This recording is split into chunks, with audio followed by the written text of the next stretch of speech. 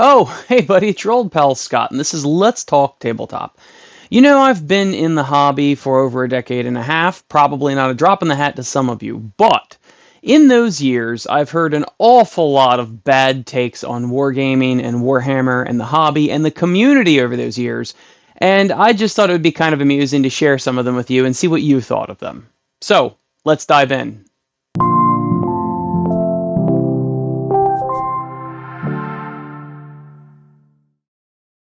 One of the first things I want to talk about is something regarding painting competitions. So it was several years ago at my convention, Shorehammer, that somebody showed me some miniatures that were really gorgeous, really, really well painted.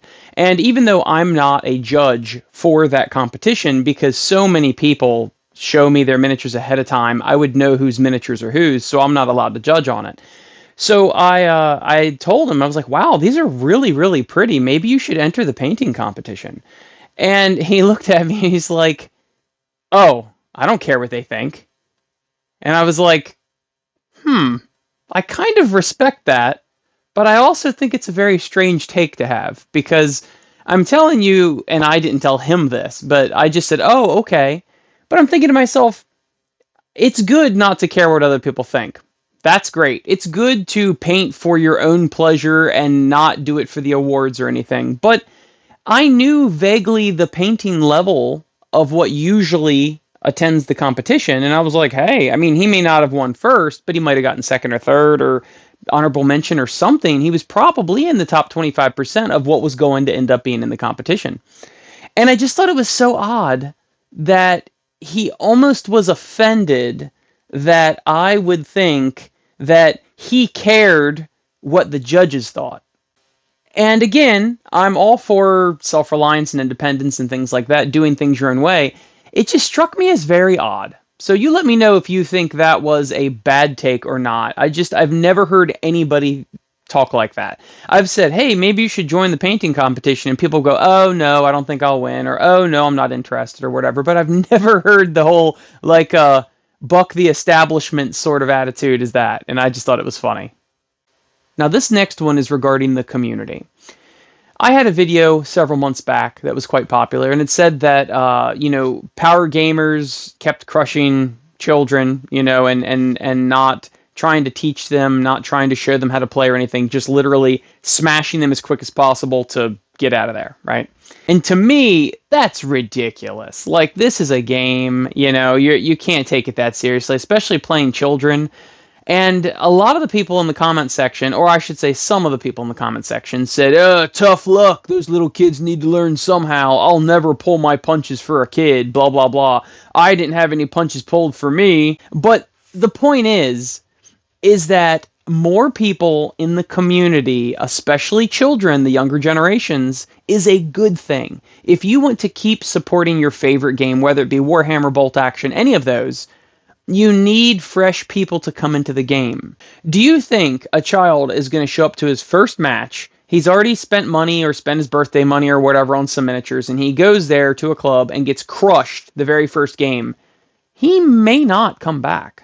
Like, he just might not. He might give away or sell his miniatures or whatever. He's not nearly as invested as you or I are, right, with all of our armies or our miniatures we've painted and bought.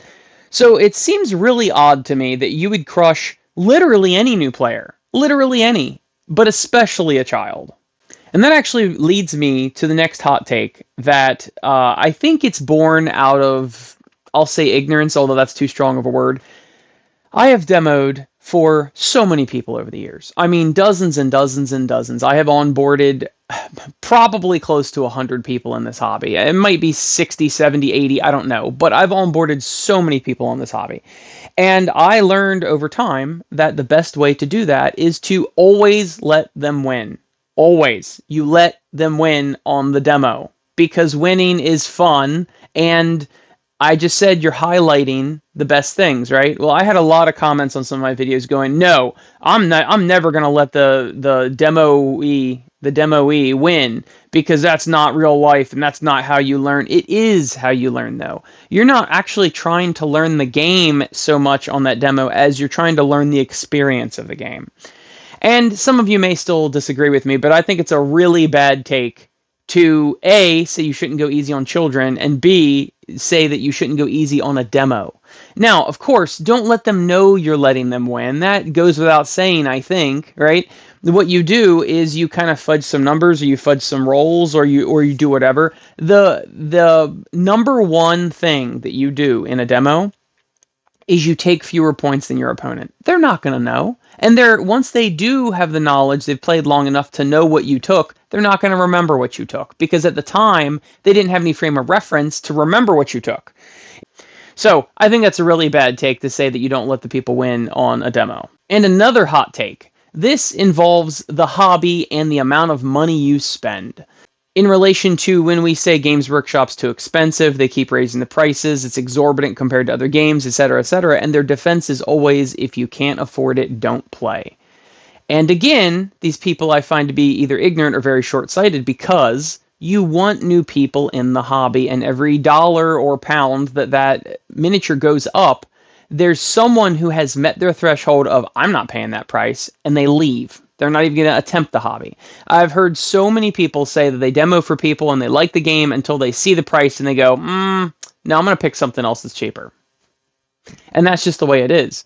So I find it to be a really bad take to be like, if you can't afford it, don't play. Man, there's a million different ways that you can get into this hobby for pretty cheap, whether it be eBay or whatever. Buy lots that are badly painted and strip them and repaint them yourself, or whatever. There's a million ways that you can make it affordable. Or, again, just pick a different game other than Warhammer that's cheaper, but whatever.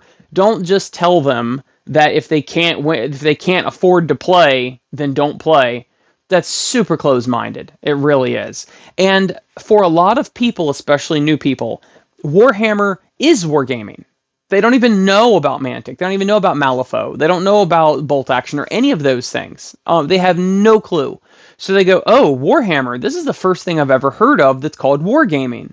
Oh my gosh, those prices are huge. Okay, I'm just not going to participate at all. I'll go play D&D or something else, right? Or Magic, which is a way lower bar to entry. And what you don't understand is, instead of going, if you can't afford, don't play, you should go, hey, if you can't afford this, there's way more options out there, and point them towards something else that's more affordable. Eventually, they might find their way back to Warhammer, but who knows? Don't shut the door on new players. So those are some of my worst takes I've ever heard on Warhammer and Wargaming. You let me know if you agree or disagree with my take on these takes, or if you think they're spot on in the comments section. As always, thank you for watching, and I would like to take a moment to thank my beautiful, sexy, good-smelling Patreon patrons. Thank you all, especially Davich and especially Jordan. Thank you so much, everybody, for supporting the show. I greatly appreciate it. And I will see you next week on Let's Talk Tabletop.